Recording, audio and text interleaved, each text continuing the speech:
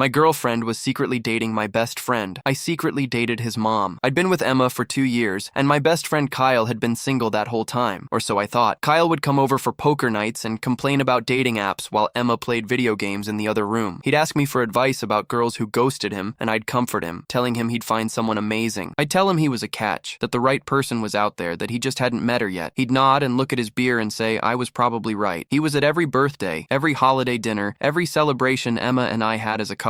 He toasted us. He gave a speech at our anniversary dinner about how we were the couple that gave him hope. Emma would barely talk to him, acting like he was just my annoying friend she had to tolerate. She'd roll her eyes when I said he was coming over. She'd say he was loud, that he stayed too late, that I liked him more than I liked her some nights. Looking back, that should have been the first sign, since Emma never shut up around anyone else. She could talk to a brick wall. She could make small talk with a parking attendant for 10 minutes. But around Kyle, she went quiet and careful, like she was holding her breath, like she was managing every word before it left her mouth. The discovery happened by accident when I came home early from a work trip. My flight got moved up 6 hours, but I didn't tell Emma because I wanted to surprise her with her favorite takeout. I picked it up on the way from the airport, the little Thai place she loved, extra of the thing she always ordered, and I practiced in the cab how I'd say it. I'm home early. I missed you. I walked into our apartment and heard voices from the bedroom. Not just voices, but Kyle's specific laugh, the nervous one he did when he thought he was about to get caught. I'd heard that laugh 100 times over 10 years. I knew it the way you know a song from the first note. Then I heard Emma say he looked better in my jersey than I ever did. I stood in the hallway listening to my best friend of 10 years and my girlfriend of 2 discussing how I was too boring in bed, and that's why they had to find each other. Kyle said I was getting suspicious about his dating life, so they needed to be more careful. Emma said I was too stupid to ever figure it out, and they'd been doing this for 8 months without me noticing. 8 months of Kyle crying on my shoulder about being single while sneaking off to my girlfriend. 8 months of Emma pretending to work late while meeting him at his apartment. 8 months of them sitting at my dinner table eating food I cooked while playing footsie under it. I stood in that hallway with the takeout going warm and heavy in my hand, and I didn't drop it, didn't yell, didn't push the door open. I just stood there and listened until I couldn't listen anymore, and then I backed out of my own apartment as quietly as I'd come in. I left without confronting them and went to my sister's house to think. She wanted to go slash tires. She wanted to key Kyle's car and text Emma's mother and burn the whole thing to the ground that same night. I had a better idea. Kyle's mom, Diane, was 51 and divorced for 3 years after his dad ran off with his personal trainer. She was actually attractive for someone's mom, ran a construction company, and had been lonely since the divorce. I'd met her plenty of times at Kyle's family events, and she always told me I was the son she wished she'd had instead. She'd say it and squeeze my arm and laugh, but there was always something under the laugh, something a little sad, a little serious. Perfect. I started by running into Diane at the coffee shop near her office. Total coincidence. Definitely not planned. I knew her order because Kyle had complained about it once, the way she took forever deciding and then got the same thing every time. After Kyle mentioned her routine, I knew what time she went in, so I was there in line, and I let her almost bump into me and then acted surprised. We chatted about construction, and I mentioned needing help with apartment renovations that didn't exist. Diane offered to take a look as a favor to her son's best friend. She came over when Emma was at work, and I wore a tight shirt and made sure to haul heavy boxes around the living room while pointing at imaginary problems. I'd point at a wall and say I thought there was water damage. I'd point at the floor and say it felt uneven. She'd crouch down and press it with her hand and say it looked fine to her, and I'd say maybe I was being paranoid, and she'd smile and say better safe than sorry. Diane started texting me about other things I might need fixed. I always needed something. The sink that worked fine, the door that wasn't squeaking, the light fixture that wasn't broken. Diane would come over and I'd make her lunch as a thank you. Fresh sandwiches, homemade soup, cookies still warm from the oven. She mentioned she hadn't had someone cook for her since her divorce. She said she ate standing over the sink most nights. She said her ex used to cook, that it was the one thing he did well, and that she'd forgotten what it felt like to sit at a table and have a plate put in front of her. I said it was nice cooking for someone who appreciated it, since Emma never noticed. Diane looked at me across the table when I said that, and I watched something soften in her face. Diane started staying longer, talking about her business, her divorce, how Kyle never visited her anymore. She said he called on holidays and her birthday and that was it. She said she'd raised him alone for the last stretch of the marriage, that his father was already halfway gone by then, and that somewhere in there Kyle had drifted off and never drifted back. She said it like it was her fault. She said maybe she'd worked too much. Week 3, I suggested we grab dinner after she fixed my perfectly functioning garbage disposal. We went to a steakhouse, and Diane insisted on paying since I'd been feeding her lunch for weeks. We had wine and talked until the restaurant closed. She walked me to my door and said I was special, that any woman would be lucky to have me. I kissed her on the cheek and said she made me feel appreciated. The actual relationship started the next week. Diane would take me to nice restaurants on the nights Emma was supposedly working late, but was actually with Kyle. There was a symmetry to it that I told myself I liked. While they were together in his apartment, I was across across town with his mother, ordering the second bottle, laughing at her stories about job sites. We'd go to concerts and museums and all the places Emma said were boring. Diane bought me flowers every week and little gifts just because she thought of me. A book I'd mentioned. A good bottle of the wine I liked. She treated me like I was precious while Emma treated me like I was convenient. Meanwhile, Emma and Kyle got sloppier. They'd forget their lies and mix up stories. Emma would come home smelling like Kyle's cologne, the one I'd bought him 2 Christmases ago. Kyle would accidentally mention movies he'd seen that he'd supposedly watched alone, and then Emma would mention the same movie a week later. They thought they were so clever sneaking around, but really they were just cruel. And they were getting careless the way people do when they've gotten away with something for so long, they stop believing they can be caught. After 2 months with Diane, I invited everyone for Thanksgiving dinner. My parents, Emma's parents, Kyle, and one surprise guest, Diane. I planned the menu for a week. I set the table with the good plates. I lit the candles that afternoon and stood back and looked at it and thought about how it would look right before it stopped looking like anything at all. When Diane walked in, Kyle dropped his wine glass. He stammered, asking why his mom was there. I smiled at everyone in the room and took Diane's hand. Diane's here because I invited her as my date. Kyle's face went white, like someone had drained all the blood out of him. His mouth opened and closed, but no sound came out. Emma looked confused. Her eyebrows scrunched together. She asked why Kyle's mom would be my date. I squeezed Diane's hand and smiled even bigger. Diane squeezed back, her warm hand wrapped around mine. She had no idea what was about to happen. I told everyone that Diane and I had been dating for 2 months now. My voice sounded calm and clear. Kyle's legs gave out and he dropped onto the couch. His hands were shaking so bad he couldn't hold anything. The wine from his broken glass spread across my carpet in a dark red stain. My mom gasped. Emma's dad leaned forward in his chair. Diane kept holding my hand, still not understanding why everyone looked so shocked. Emma's face changed. I watched it happen in slow motion. First confused, then thinking, then her eyes got wide. She knew. She knew that I knew. Her mouth opened and words started tumbling out. She said it wasn't what I thought. She said she could explain. She said we should talk privately. Kyle stared at his mother with pure horror on his face. His eyes were huge and filled with tears. My parents sat frozen on the love seat. Emma's parents looked at each other, then at their daughter, trying to figure out what was happening. The turkey sat on the table getting cold. Nobody moved to eat. I let go of Diane's hand and stood up straighter. I told everyone that Emma and Kyle had been having an affair for 8 months. My voice didn't shake. I said, I have proof. I said I came home early from a work trip and heard everything they said about me. Kyle started crying. Big, ugly sobs that made his whole body shake. He begged me not to do this. He said we could talk about it later. He said, please don't do this in front of everyone, but I was done protecting his feelings. I was done being the stupid one they laughed about. Diane pulled her hand away from mine. It happened slowly, the way you pull your hand back from something hot once you finally understand it can burn you. The loss of her warmth felt like a punch. I hadn't realized how used to it I'd gotten, that warmth, until it was gone. Her hand had been in mine at restaurants and in the dark at concerts and across the console of her truck, and now it slid away and left my palm cold and open and stupid looking in the space between us. I wanted to grab it back. I didn't. I had no right to it anymore, and some part of me knew that even then. She turned to face Kyle. It took her a second to do it, like her body didn't want to point itself at her own son, like turning that direction cost her something. Her chin lifted, her jaw set. I watched her gather herself the way I'd seen her gather herself before walking onto a job site full of men twice my age who didn't think a woman should be signing their checks. But this wasn't a job site. This was her boy on my couch with his face in his hands, and there was no version of her that had a plan for this. She asked him directly if he'd been sleeping with my girlfriend. Her voice shook. I'd never heard Diane sound like that before. She was the steadiest person I'd ever met. She talked about lawsuits and blown deadlines and a marriage that fell apart under her the same flat, level way, like nothing could knock her off her feet because she'd already been knocked down as far as a person could go and gotten back up, but this knocked her. The words came out cracked down the middle. Betrayed, disappointed, hurt. All three at once, layered over each other, so that the question barely sounded like a question at all. It sounded like a wound with a shape. Kyle couldn't even look at her. He kept his face buried in his hands. His shoulders were going up and down, his fingers pressed white against his own forehead like he could push himself back in time, back to before, back to the kitchen at my birthday party where whatever this was had started. He didn't lift his head. He didn't say no. He didn't say anything at all. That was answer enough. Diane's whole face seemed to collapse. It didn't happen all at once. It went in stages. First her eyes, which went glassy and wide and far away. Then her mouth, which opened a little and then closed, the lips pressing flat. Then everything underneath, the whole architecture of her face, the strong jaw and the high cheekbones, and the way she always held her head like she was daring the world to try something. It all came down at the same time, like a building when they pull the supports. The strong construction company owner who always stood tall looked like someone had knocked the air out of her. She'd built things that would outlast her. Offices, apartment complexes, a whole strip of storefronts downtown with her company's family's name on the little brass plaque by the door, and she stood there in my living room in front of my Thanksgiving table, looking like a woman who had just watched the one thing she thought she'd built right, her son, come down in a cloud of dust. She took a step toward Kyle, then stopped. Her hands hung at her sides. I think she wanted to hold him. I think that instinct is older than anger, older than shame, older than betrayal. You want to hold your kid even when your kid is the reason your chest is caving in. But she stopped. Her hands stayed down, because holding him would have meant forgiving him, or at least standing next to him, and she couldn't do that. Not yet. Maybe not for a long time. So she stood in the middle of that step she couldn't finish, caught between the mother she'd always been and the woman who'd just found out what her son was. The room was so quiet, I could hear the clock in the kitchen. I could hear someone's breath catching. I could hear the wine still dripping off the edge of the coffee table where Kyle's glass had shattered, one slow drop at a time onto the carpet, into the stain that was already spreading dark and wide. I started talking again. I don't fully remember deciding to. The words were just there and they came out, and I let them, because I'd been holding them for days and they'd gotten too heavy to keep carrying. I told everyone exactly what I heard that day. How Emma said Kyle looked better in my jersey than I ever did. I said it slow so they could hear it, so they could feel it the way I'd felt it standing in that hallway with a bag of takeout going cold in my hand. My jersey. The one from the game my dad took me to when I was 12. The one I'd worn on lazy Sundays for years. The one I'd let Emma steal off my side of the closet because she said it made her feel close to me. She'd handed it to Kyle. She'd watched him put it on, and she'd said he looked better in it than I ever did. How they talked about me being too boring in bed. I made myself say that one too, even though my face went hot saying it in front of my mother, in front of Emma's father, who I'd shaken hands with at that same table a year ago. I said it because they'd said it. They'd said it laughing. They'd said it like it was funny. Like I was funny. Like the 2 years I gave that woman were a joke they got to tell each other in my own bedroom. How Kyle said I was getting suspicious and they needed to be more careful. My best friend. 10 years. The guy who cried on my shoulder about girls who ghosted him while he had my girlfriend on the other line. He was the one managing the operation. He was the one keeping track of what I might have noticed, tightening the lies where they'd gotten loose, teaching Emma how to lie to me better. He wasn't just cheating with her. He was strategizing against me. How Emma called me too stupid to figure it out. I let that one sit. I looked around the room while it landed. Too stupid. That was the word she used. Not too trusting. Not too in love. Too stupid. She thought I was too stupid to notice my best friend and my girlfriend building a whole second life on top of the one they were pretending to live with me. My dad's face got red. I watched it happen, the color climbing up from his collar. My dad is a quiet man. He doesn't raise his voice. He didn't raise it now. But his jaw was working, and his fists were closed on his knees, and the red kept climbing. And I knew that in his own quiet way, he was furious in a way I'd only seen a couple of times in my whole life. He looked at Emma like he was seeing her for the first time, like the woman he'd carved turkey for last year had been swapped out for a stranger while he wasn't looking. My mom started crying quietly. She wasn't the kind of crier who made a scene. She just sat there on the love seat with tears running down without any sound, wiping them with the side of her thumb, looking at me instead of at Emma. And that was worse somehow, that she was looking at me, that all her crying was about her son and not about the woman who'd hurt him. Emma's parents turned to look at their daughter with fury in their eyes. I'd always liked Emma's parents. They'd been kind to me. Her mom sent me a card on my birthday. Her dad talked to me about basketball. And now they were looking at the child they raised like she'd become something they didn't recognize. And I felt a strange, sick pang of pity for them because they hadn't done anything except make the mistake of loving her and believing she was good. Emma's dad stood up and pointed at her. His finger was shaking. He told her this was unacceptable. He said it twice. Unacceptable. Like the word itself was a wall he was trying to build between himself and what his daughter had done. Emma's mom looked like she wanted to slap her. Her hand was half up. Her whole body was leaned forward on the edge of the chair, coiled, and only some last thread of her own upbringing seemed to be keeping the hand from crossing the room and finding Emma's cheek. Emma tried to defend herself. Of course she did. She always did. 2 years and I'd never once heard her take a thing on the chin without turning it around, and she wasn't about to start now. Not with an audience, not with everything on fire. She said I was boring. She said I was distant. She said I didn't pay attention to her. She said that's why she had to find someone else. Had to. Like it was a medical necessity. Like I'd left her no choice. Backed her into a corner where the only door out led straight to Kyle's apartment. She stood there in front of both sets of parents and made it my fault. Made 2 years of lies into a thing I'd forced her into by being boring, by being distant, by not paying attention. And I felt the old familiar pull to apologize, to say maybe she was right, maybe I could have been better, because that was the reflex she'd trained into me over 2 years. And for 1 second, I almost opened my mouth to take some of it. My sister cut her off before she could say more. She'd been standing next to me with her arms crossed this whole time, quiet, watching, taking her measure of the room, and now she uncrossed her arms and stepped forward and cut Emma off like a car pulling across 3 lanes. She asked if being bored gave her the right to lie to my face for 8 months. Her voice was loud and angry. It filled the whole apartment. My sister is smaller than me, but she has never once in her life sounded small. and right then she sounded enormous. She asked if being bored meant she could mock me with my best friend. She kept going. She asked if being bored meant she got to sit at my table and eat food I cooked and put her foot on Kyle's under it. She asked if being distant was worse than being a liar, because from where she was standing, being lied to for 8 months by 2 people you loved seemed like the more distant thing. She didn't let Emma answer any of it. She fired the questions off one after another, and Emma just stood there absorbing them, her mouth opening and closing, no defense left that didn't sound exactly as pathetic out loud as it was. I put my hand on my sister's arm, not to stop her, just to feel something solid. She was warm and real and on my side, and she'd been on my side since we were kids, and she was on my side now in a room full of people who'd all, in one way or another, let me down. Diane stood up suddenly. The movement was so fast it made everyone look at her. Everyone. My sister stopped mid-sentence. Emma turned her head. Even Kyle lifted his face out of his hands for the first time. Diane had been sitting so still, so caved in, that I think we'd all half forgotten she could still move. And then she came up out of that chair like she couldn't stand to be in it another second, like the chair itself was part of the trap I'd built for her. She walked toward the kitchen. She didn't say where she was going. She didn't say anything. She just needed to not be in that room, and the kitchen was the closest away, so she went to it. I could hear her breathing hard, like she couldn't get enough air. It was the kind of breathing you do when you're trying not to cry and losing, deep and ragged and too fast. Each breath sounded like it hurt on the way in. Kyle jumped up from the couch and followed his mother. His legs almost gave out under him doing it. He grabbed the arm of the couch to steady himself and then went after her, unsteady, weaving, still crying. He kept saying, "Mom, Mom, please," 2 words, over and over. "Mom, Mom, please." Like when he was little, probably. Like whatever the crisis was, Mom could fix it. Mom always fixed it. And he was reaching for that old certainty even now, even here, even when the thing that was broken was the 2 of them. Diane stood by the sink with her back to everyone. Her shoulders were tight, pulled up toward her ears. Her hands braced flat on the counter's edge like she needed it to hold herself up. From the living room, I could see her reflection, faint and warped, in the dark window over the sink. Her face in the glass was a smear of grief. Kyle reached for her. She pulled away, not violently, just a small shift of her body, a quarter turn, enough that his hand found nothing, and that small, quiet dodge was somehow worse than if she'd shoved him. It said everything. It said, "I can't." It said, "Not now." It said, "Maybe not ever." His hand hung in the air a second, then dropped. He started trying to explain. The words came pouring out of him, the way they'd been pouring out of everyone that whole terrible evening, fast and desperate and useless. He said he didn't mean for it to happen. He said he fell in love. He said he never wanted to hurt anyone. He said it the way people say it when they've told themselves a story so many times they believe it, when they've decided that a feeling is an excuse, that loving someone makes the wreckage you caused into an accident instead of a choice. He said he never wanted to hurt anyone, and I almost laughed, standing there in the doorway, because he'd hurt everyone. Me, Diane, Emma's family, my family. The whole room was full of people he'd hurt, and he was standing there saying he never wanted to, as if wanting had anything to do with it, as if you can lie to your best friend for 8 months by accident. Diane turned around and looked at her son. She told him she was ashamed of him. Her voice broke on the word ashamed. It split right in the middle of it, that word, and the second half came out as barely more than breath. Ash Ahmed, like the word was too big for her throat. I'd never heard a mother say that word to her child before. Not like that. Not with her whole heart behind it. It didn't sound like an insult. It sounded like a death. She said she couldn't believe he would betray someone who loved him like family. She said my name. She said I'd been at his family Christmases. She said I'd driven 3 hours to help him move. She said I'd been nothing but good to him for 10 years, and he'd taken that, 10 years of it, and used it as cover to get closer to the person I loved. She said family was supposed to mean something. She said she'd raised him to know that. The pain in her voice made my stomach twist, because I'd done this. I'd built this. I'd sat in my sister's kitchen 4 days ago and looked at Diane's name in my phone and thought, perfect, perfect. I'd used the word perfect about a lonely woman who told me I was the son she wished she'd had. And now she was standing at my sink, coming apart, and part of what was breaking her was a betrayal that was mine, not just Kyle's. I'd approached her with a plan. I'd made her lunch to keep her coming back. I'd known exactly how lonely she was because Kyle had told me, and I'd walked straight into that loneliness like it was an unlocked door. I realized right then that I had hurt her deeply by using her this way. Not the abstract idea of it that I'd let myself feel on our good nights, the little twinge I'd swallow with a sip of wine, the real weight of it. She was a good woman. She was a good woman who fixed my sink for free and cooked nothing for herself because she was too tired after work, and lit up like a kid when I made her soup. And she didn't deserve to be a tool in my revenge plan. She didn't deserve to be a knife I picked up because it was the sharpest thing in the drawer. I looked away from her. I couldn't watch anymore. Emma's mother stood up so fast her chair tipped backward. It went over with a crack against the floor, and nobody moved to pick it up. It just lay there on its side for the rest of the night, legs sticking out, and every time I glanced at it, it looked like exactly what the evening was. Something knocked over that no one was going to fix tonight. She pointed at her daughter and her voice came out sharp, sharper than I'd ever heard from her, a woman who'd only ever spoken to me softly. immediately. She told her to pack her things and get out of this apartment. She said they didn't raise her to be this cruel. She said the word cruel like it tasted bad. She said it looking Emma dead in the eyes. They didn't raise her to be this cruel, and there it was. The same helpless refrain every parent in the room kept circling back to, that they'd raised these people to be better than this, and somehow, somewhere, it hadn't taken. Emma's father nodded and said this behavior was unacceptable. Same word he'd used before. It was the only word he seemed to have left. He stood shoulder to shoulder with his wife and nodded and said it again. Unacceptable. And I understood that for a man like him, it was the strongest thing he knew how to say. That unacceptable was his version of screaming. Emma looked at her mother with wide eyes. She started to say something. Her mouth opened and I saw the first word forming. Saw her getting ready to do the thing she always did. To spin it. To soften it. To find the angle that made her the one who'd been wronged. But her mom cut her off, held up a flat hand and cut her clean off. She said she was ashamed and disappointed. There was that word again. Ashamed. It had been said twice tonight now. Once by each mother about each child, and both times it landed like a stone dropped down a well. Emma turned to look at Kyle in the kitchen doorway. I watched her do it. I watched her look for him. Even now, even with both their families collapsing around them, even with everything out in the open, her first instinct when her own mother turned on her was to find him, to reach for the person she'd chosen over me. But he wasn't looking at anyone. He was staring at the floor with his mother 2 feet away, refusing to touch him, and he didn't lift his head for Emma either. Whatever the two of them thought they'd built in those 8 months, it couldn't survive being seen. In the light of that room, it was already turning to nothing. Emma's father walked over and grabbed her arm. He told her to go pack a bag right now. His voice had gone from unacceptable to right now, and right now had steel in it. Emma pulled her arm away and said, "We should all calm down. We should all calm down." She said it to a room where she was the only one who'd done anything wrong, as if the problem was everyone else's temperature, as if the solution was for the rest of us to lower our voices about being lied to for 8 months. My dad stood up and told her to do what her parents said. Quiet, level, final. My dad doesn't repeat himself, and he didn't repeat himself now. He just stood there having said it, and the standing was the rest of the sentence. My mom came over and put her arms around me. She had to reach up to do it, the way she always has, and she pulled me down into her a little, the way she has since I was tall enough that she couldn't reach otherwise. She hugged me tight and said she was proud of me. She said I was brave for standing up for myself. She set it into my shoulder, warm and fierce, and her hands gripped the back of my shirt like she was afraid I'd float away. Her words should have felt good. They didn't. I stood there in my mother's arms in the wreckage of my own Thanksgiving, and I felt empty inside, like I'd won something but lost more. I'd wanted this. God, I'd wanted this. I'd lain awake picturing this exact moment, the reveal, the faces, Kyle's mother on my arm and Emma's world ending in real time. And now it was here. It was actually happening, and it tasted like nothing. Worse than nothing. It tasted like the empty after you eat something you were sure you were hungry for, and find out you weren't hungry at all. You were just tired. You were just sad, and the food didn't fix any of it. I'd been so sure the win would feel like a win. Diane walked back from the kitchen. Her face looked different, older somehow, tired in a way that hadn't been there an hour ago when she walked through my door with her hair done, and that shy, hopeful look, the look of a woman who thought she was being brought home to meet the family. That look was gone. In its place was something drawn and gray. The kitchen light had been unkind to her, and the living room light wasn't any kinder. She looked like she'd aged years in the time it took me to say the truth out loud. She stopped a few feet away from me and just looked at me, not at anyone else, at me. The distance between us felt deliberate, felt measured, like she'd stopped exactly at the edge of what she could stand, a few feet, close enough to talk, far enough that neither of us could reach the other without deciding to. Her eyes had this hurt in them that made my chest tight. It wasn't the sharp, fresh hurt from when she'd asked Kyle the question. This was slower. This had had time to figure itself out. This was the hurt of a woman putting the pieces together in real time. The coffee shop that wasn't an accident, the repairs that never needed doing, the lunches, the concerts, all of it. Every good moment I'd given her, tilting on its axis and turning into evidence. She asked me quietly if any of our time together was real. Her voice cracked on the word real, just like Kyle's mom to me, and mine to Kyle's. Everyone tonight breaking on the truest words. Real. She had to know. Before she left, before whatever came next, she had to know whether the best thing that had happened to her since her divorce had been a lie from the first minute, or only from the first minute. Everyone in the room went silent. Even Emma stopped moving toward the bedroom. Even Kyle went quiet in the doorway. The whole apartment seemed to lean in, both families and my sister and my crying mother, all of them waiting to hear what I'd say, because they'd just learned tonight that I was capable of a very long lie, and now they wanted to see if I'd tell the truth when it cost me. I tried to find the right words. There weren't good ones. There was only the true one and the false one, and I was done with false ones. I'd had a lifetime of them in 8 months, so I reached for the true one, even though it made me the thing they'd all just found out I was. I told her it started as revenge. I admitted that, out loud, in front of everyone. I said the coffee shop was planned. I said the repairs were fake. I said I'd known she was lonely and I'd used it. I didn't dress it up. I let it be as ugly as it was, because she deserved to hear it plain, without me softening softening it to make myself look better, since making myself look better was exactly the kind of thing that had gotten us all here. But I said it became real. I said somewhere in there it stopped being a plan and started being the best part of my week. I said my feelings for her were genuine now, that they'd been genuine for longer than I'd let myself admit. I said I cared about her. I said her name. I said it wasn't nothing, that whatever it started as, the person standing in front of her, caring whether she believed him, was a real person feeling a real thing. Diane shook her head slowly, back and forth, just once, twice, her eyes going wet. She looked down at the floor, at the wine stain maybe, at her own shoes, anywhere but at me. She said she needed time to think. She said she needed to figure out if she could trust anything between us. She said the word anything with a small awful weight, and I understood what it meant. It meant she was going to go home and take every memory we'd made and hold it up to the light and check it for lies, and she didn't know yet how many would pass. She turned and walked toward the door. Kyle called out, "Mom, please wait." He said it from the doorway, half a step into the room, his hand coming up. "Mom, please wait." The same please he'd been saying for the last 10 minutes, the please of a little boy, and I felt something for him in that second even after everything, because whatever he'd done to me, he was watching his mother walk out on him too, and there's no revenge sweet enough to make that a thing worth watching. But Diane didn't stop. She didn't even look at him. She didn't look at me. She walked past the tipped-over chair and the cold turkey and both silent families, and she put her hand on the doorknob and she opened it and she left. Her keys were all ready in her other hand. She'd had them ready. She'd been ready to leave since the kitchen. The sound of it closing felt final, not a slam. That was the thing. If she'd slammed it, I could have told myself she was angry, and anger has a door back the other way. Anger burns out and turns into something else, but she didn't slam it. She pulled it shut soft and even behind her, a careful, tired, final click. The sound of a woman who's done and knows she's done and doesn't have the energy left to make noise about it. That soft click was louder in me than any slam could have been. Kyle spun around and looked at me. His face changed from sad to angry in seconds. I watched it flip, the grief draining out and something hot rushing in to fill the space, because grief is hard to hold and anger is easy. Anger gives you somewhere to point, and he needed somewhere to point that wasn't himself. He screamed that I destroyed his relationship with his mother. His voice was loud and raw from crying, cracking at the top of every word. He said I had no right to use her like that. He said she was a good person. He said she didn't deserve it. He said I'd taken a woman who never did anything to me and dragged her into the middle of this to make a point. And the sick thing was, he wasn't wrong. That was the part that made the heat rise up in my own chest, that he was standing there absolutely right about Diane while being the exact reason any of it happened. Something hot flared up in my chest. I yelled back that he destroyed our 10-year friendship. 10 years. I said the number like it was a receipt. I said he slept with my girlfriend and laughed about how stupid I was. I said he sat at my table and ate my food while lying to my face. I said he wanted to talk to me about rights, about what people deserve, from him, from Kyle, after 8 months, and if he had the nerve to stand in my living room and lecture me about using his mother, then he'd learned nothing. Nothing at all, because at least I never pretended to be his friend while I did it. Kyle's mouth opened, but nothing came out. There was nothing to come out. He knew it. I watched him know it. His argument was true and mine was truer, and the two truths just sat there in the air between us, both of them real, both of them ugly, and neither one of them fixing a single thing. Emma took a step toward me. In the middle of all of it, with her bag half packed and her mother pointing at the bedroom and her whole life on fire, she took a step toward me and said we should talk privately. She said we could work this out. Work this out. As if this were a fight about dishes. As if there were a version of this we could talk through on the couch and be okay by morning. She said it with that specific softness she used to use to get me to drop things. The low, warm voice. The small step closer. And for one horrible second, my body remembered that voice and started to lean toward it out of pure habit. My sister moved fast and got between us. She put herself right there, physically, her back to me and her front to Emma, and told Emma to get out. She said she needed to leave my apartment right now. Right now. Both of the words hard. She didn't yell it. She'd done her yelling earlier. This was flatter, and it was scarier. The voice of someone who has decided and is not going to be moved. Emma's mother grabbed her other arm. Now both her parents had her, one on each side, steering her toward the bedroom, and Emma stopped fighting it, finally, her shoulders dropping. Her father went with them, and I could hear drawers opening, the closet door on its track, hangers scraping, the soft, heavy sounds of things being thrown into a bag. My things and her things all mixed together in there for 2 years, and now someone was pulling hers out of mine in a hurry. Emma came back out with a duffel bag. Her dad carried another one behind her, a full trash bag actually, the drawstring kind, bulging, because they hadn't had enough bags and hadn't cared about doing it neatly. 2 years of a person reduced to a duffel and a trash bag in under 5 minutes. Emma tried to catch my eye. I felt her looking for it. She slowed down passing me, angling her face toward mine, waiting for me to look up so she could do whatever she was going to do, apologize or plead or land one last soft word. But I looked away. I found a spot on the wall over her shoulder, and I put my eyes on it, and I kept them there. I wasn't going to give her my eyes. She'd had 2 years of them. She'd used them to lie to. Her parents glance pushed her toward the door. She said my name once, quiet, just my name, the way she used to say it in the dark when she wanted something, but I didn't respond. I kept my eyes on the wall and my mouth shut and let the silence be my answer. And the silence was enough. The silence was everything I had left to say. The door closed behind them. Kyle looked at me one more time. His face was red and wet, blotchy, ruined, the face of a grown man who'd been crying too long to look like anything but a kid. He opened his mouth like he wanted to say something, some last thing. Maybe sorry, maybe not, maybe something about his mother. His lips moved and I braced for it, whatever it was going to be. Then he just shook his head and left too. He didn't say it. Whatever it was, he swallowed it, shook his head at me or at himself or at the whole ruined evening, and walked out after everyone else, pulling my door shut behind him, and then there was no one left to leave. The apartment got quiet. Just me, my parents, and my sister. The four of us in a room that 10 minutes ago had been full, that an hour ago had smelled like turkey and looked like a holiday. The candles I'd lit that afternoon were still going. The good plates were still stacked at my end of the table. The ones I'd bought special, still clean, still waiting for a dinner that was never going to happen now. The turkey sat there whole and cooling. All that food, I'd been cooking since 6 that morning. I'd wanted it perfect. I'd wanted them to walk into something perfect, right before I burned it all down. And I'd gotten exactly what I wanted, and the table just sat there, perfect and untouched, saying nothing. My legs felt weak. They'd been holding me up on adrenaline for the last 20 minutes, and now the adrenaline was gone, and there was nothing under me. I sat down. I sat down on the couch where Kyle had been sitting, because it was the closest thing, because I wasn't going to make it any further. The cushion was still warm from him. I didn't think about that until I felt it, and then I couldn't stop thinking about it. The wine stain on the carpet looked dark, almost black in the low light, spread wide, soaked in deep. It was never going to come out. I knew that already, looking at it. It was going to be there under a rug or under a couch for as long as I lived in this place, a dark shape in the floor that I'd know was there even when I couldn't see it, and I'd know what it was from. Then, it all hit me at once. Everything I'd been holding up came down. The 4 days at my sister's, the plan, the coffee shop, and the boxes, and the lunches, and the dinners, and the concerts, the reveal I'd rehearsed, the faces I'd wanted to see, and underneath all of it, older than all of it, the hallway, the takeout going cold in my hand. Kyle's nervous laugh through the bedroom door, too stupid to ever figure it out. It all came down on me at once, the whole weight of it, and there was nothing clever left to feel, no more strategy, no more moves to make. There was just a man sitting on a warm couch cushion in a wrecked apartment on a holiday, alone even with his family right there. The revenge didn't feel good. It felt hollow. I'd been told 100 times that it would, in songs and in movies and by my own sister in her kitchen 4 days ago, and I hadn't believed any of them because wanting it so badly felt like proof it would be worth having. But it was hollow. It was the hollowest thing I'd ever done. I'd blown up my own life to blow up theirs, and now we were all standing in the same crater, and I'd made a good woman walk out my door with her keys already in her hand. I started crying. Not pretty crying. Not the single quiet tears my mom had been wiping away all night. Ugly sobbing that shook my whole body, that came up out of somewhere below my chest and bent me forward over my own knees. The kind of crying I hadn't done since I was a kid. The kind that hurts your throat and your ribs, that you can't stop once it starts because it isn't really about the last hour at all. It's about all the hours, all 8 months of them, all 10 years. My sister put her arm around me. She sat down next to me on that couch and pulled me into her side and held on, and she didn't tell me it was okay because it wasn't, and she'd never once in our lives lied to me. She just held on. My mom sat on my other side. My dad stood close, one hand heavy on my shoulder, and I let them hold me up because I couldn't hold myself up anymore. I told them I cared about Diane. I said it through the crying, wet and broken and barely words. I said her name. I said I cared about her, that it was real, that it had gotten real without my permission somewhere between her 3rd visit and now, and I hadn't even let myself understand how real until I watched the door click shut behind her. I said I hated that I'd hurt her. That was the part that wouldn't stop coming. Not that I'd lost her, though I had. That I'd hurt her. That I'd taken a lonely, good, steady woman who told me I was the son she wished she'd had, and I'd made her a weapon, and now she was driving home alone in the dark, trying to figure out if a single kind thing I'd ever done for her was true. The next morning, I woke up with 17 missed calls from Kyle, starting at midnight, then 2, then 4 in the morning, and 1 text from Diane. It just said we should talk when I was ready. My stomach dropped reading it. I read it 4 or 5 times, looking for something in it, some clue about which way she was leaning, but it was just those words, flat and careful, the same careful as the way she'd closed my door. 3 days went by. Kyle kept calling. I didn't answer. My sister came over and helped me clean, boxing up the last of Emma's things that got missed in the rush, wiping down the counters, throwing out the turkey nobody ate. She asked if I'd heard from Diane. I showed her the text. She said I should meet her. She said I owed her that. She said whatever I'd done, the least I could do now was show up and let the woman say her piece. My phone rang while we were talking. Ariel from work. She asked if I was okay. She said she heard what happened, that it was all over our friend group. I asked her how she knew and she got quiet, and then she said someone told someone who told someone else. I realized Kyle or Emma must be telling people, probably their version, the one where I was was the villain who seduced a mother for sport. Ariel said she just wanted to check on me. She said she didn't care what version was going around. I thanked her and hung up. I texted Diane back and said I was ready to talk if she was. She suggested coffee. We picked a place halfway between us, neutral ground, a spot neither of us had ever taken the other. I got there early and watched the door. Diane walked in exactly on time. She looked bad, dark circles under her eyes, her hair not done right. She looked like she hadn't slept since Thanksgiving. She got a coffee she didn't drink and sat down across from me and wrapped both hands around the cup like she was cold. She said Kyle had been calling her constantly, trying to explain, trying to apologize. She said she couldn't even look at him right now. She said every time his name lit up her phone, her whole chest went tight. Then she leaned forward and asked me directly why I chose her for revenge, not why I did it. Why her? I could have lied. I didn't. I told her the truth. I said I engineered our first meeting. I said the apartment repairs were fake. I said I hauled boxes in front of her on purpose. I said I made her lunch to keep her coming back. I laid it all out, one ugly piece at a time, and watched her take each one. Diane listened. Her jaw got tight. Her hands gripped her coffee cup. I watched her process everything. Every dinner, every concert, every time I kissed her. She was seeing it all through new eyes. But I told her that somewhere between her 3rd visit and our 10th dinner, I stopped thinking about revenge. I stopped counting how many times I made her laugh. She asked when I knew it changed. I told her it was the concert, the one where she sang along badly to every song and didn't care who heard her. She looked happy, free. I realized I wanted to keep seeing that look on her face. I told her I went home that night and lay awake and couldn't remember the last time I'd wanted something for a person instead of from them, and it scared me because it meant the plan had gotten away from me. Diane's mouth got tight. She said Kyle showed up at her house 2 nights after Thanksgiving, crying so hard he could barely talk, saying he fell in love with Emma and didn't mean to hurt anyone. She told me she sat there listening to her son make excuses and felt sick. She said loving someone doesn't make cruelty okay. She said betraying your best friend for 8 months while crying on his shoulder isn't love. She told him he needed to take responsibility for choosing to hurt me every single day for 8 months. Kyle left and hadn't called her since, except for the calls she didn't pick up. I asked Diane if there was any chance for us, any way to start over. She looked at me for a long time. She said she didn't know. She said every time she thought about us now, she wondered what was real and what was strategy. She said she needed time to figure out if she could trust me. I left the coffee shop feeling worse than when I arrived, which I hadn't thought was possible. 3 days later, my phone rang. Unknown number. The voice said her name was Lauren, Emma's best friend. She said she needed to talk to me. She said she had no idea about the affair. All those times she covered for Emma, saying she was working late or helping Lauren move furniture, were lies. She said Emma was staying at her apartment temporarily and was a complete mess, drinking too much, obsessing over what happened. Lauren said she felt terrible for unknowingly helping Emma cheat. She said if she'd known, she never would have covered. Then Lauren told me something else. She said Emma lost her job 3 weeks before Thanksgiving. Called in sick too many times, always on the days she was meeting Kyle. The company fired her for excessive absences. I felt something cold settle in my chest. Good. There were consequences. Real ones. Not ones I'd built and set off. Ones that came from her own choices, quietly stacking up behind her while she thought she was getting away with everything. My sister came over that weekend to help me pack Emma's stuff, the last of it. Her clothes still hung in the closet. Her toothbrush sat by the sink. Her books filled half the bookshelf. We started pulling everything out. My sister found a shoebox in the back of a drawer. Inside were hotel receipts, dozens of them, different hotels, different dates, all from the past 8 months. She kept digging and found a cheap burner phone. She turned it on. Messages between Emma and Kyle, hundreds of them, planning when to meet, talking about how to avoid getting caught, making fun of things I said. My sister looked at me. She said the proof of how elaborate their lies were should make me feel less guilty about Diane. She was right. They didn't just betray me. They built an entire secret life, hotel by hotel, message by message, a whole architecture of lying, and they'd carried a second phone around to do it. It didn't erase what I'd done to Diane, but it put it next to what they'd done to me, and the two things weren't the same size. Friday night, someone knocked on my door. Hard, repeated. I looked through the peephole. Emma stood there swaying. Her shirt was wrinkled, her hair a mess. I opened the door with the chain still on. She stank like whiskey. Her eyes were red. She started talking fast, saying she made a mistake, a huge mistake, that she loved me, always loved me. Kyle meant nothing, just a stupid fling. She wanted to come home. I stared at her. This woman I spent 2 years with, who called me boring and stupid to my best friend, who spent 8 months lying to my face. She reached for the door, tried to push it open. The chain held. I told her no. She said please. She said she lost everything. Lost her job, lost her apartment, had nowhere to go. I said that wasn't my problem. She said I was being cruel. I laughed. Actually laughed. I told her cruel was mocking me in my own bedroom. Cruel was 8 months of lies. Cruel was making me cook dinner while she played footsie with Kyle under my table. Emma started crying, real tears running down her face. She said her mistake lasted 1 night. I said her mistake lasted 8 months. That's not a mistake. That's a choice. I pulled out my phone and called Lauren. I told her to come get Emma. Emma, that she was drunk at my door. Lauren said she'd be right there. Emma heard me and started yelling that she didn't need Lauren, didn't need anyone, just needed me to forgive her. I closed the door and locked it. She kept knocking, kept talking through the wood, saying she'd changed, saying she understood now what she'd thrown away. 15 minutes later, Lauren knocked, calmer. Emma was slumped against the wall. Lauren grabbed her arm and pulled her up. Emma tried to shake her off, but Lauren held firm. She looked at me and said she was sorry again. Then she dragged Emma toward the stairs. Emma looked back at me, her face a mess of tears and snot, and said she loved me. I closed the door. That night, Diane texted me. She said she'd been thinking about us constantly. She said she wanted to try having an honest conversation without Thanksgiving hanging over everything. She suggested meeting at a park, neutral ground, somewhere we could walk and talk. I agreed. I got there early and watched the ducks on the pond. Diane showed up exactly on time. We started walking. Neither of us talked at first. Finally, she said she couldn't stop thinking about me. She said she missed our conversations, missed making me laugh. I told her being with her made me feel valued, like someone actually saw me. Emma never asked about my work, never remembered my favorite foods, never cared if I was happy. Diane did all those things without me asking. Diane stopped walking. She said, "Those feelings sound real." I said, "They are real. Maybe they started fake, but they became real somewhere along the way." She started walking again. She said Kyle called her yesterday, said I was manipulative, said I seduced his mother just for revenge, said I was a terrible person. Then Diane said she wanted to hear my side. She wanted to know who I really was, not who Kyle said I was, not who I'd pretended to be over lunch, but the actual person underneath the plan. I took a breath. I told her about the man I was before I heard Emma and Kyle in my bedroom, the kind of person who made homemade soup for sick friends, who remembered birthdays, who believed people when they said they loved him. Then I told her about the man I became after, the one who wanted to hurt the people who hurt him, the one who used her loneliness against her, the one who hauled boxes in front of her on purpose. I said both versions were me. I said I wasn't going to pretend the second one hadn't existed just because I was ashamed of him now. Diane listened. She said her divorce left her feeling worthless. Her husband left her for someone younger, someone more exciting. She said when I showed interest, it felt like maybe she wasn't as broken as she thought. She said my attention meant everything to her, and that was the part that stung the most now, knowing how carefully I'd measured it out. I realized we were both hurt people who found each other, both vulnerable, both looking for something to make the pain stop. We kept walking, kept talking, until the sun started setting. Diane said the situation was complicated, but maybe complicated didn't mean impossible. I said I wanted to try, really try. Not revenge or strategy, just two people seeing if something real could grow from a messy beginning. She said she wanted that too, but she needed to go slow, needed to rebuild trust. I told her slow was okay. Slow was better than nothing. We walked back toward her truck. At the edge of the parking lot, she stopped and looked at me for a long moment, and I braced for her to say she needed more time. Instead, she reached out and took my hand. Not because I'd planned it, not because I'd bent over hauling boxes or timed a coffee run or cooked her lunch. She just held it because she wanted to. And for the first time since I heard those voices through my bedroom door, holding someone's hand didn't feel like part of a plan. It felt like the only true thing I'd done in months.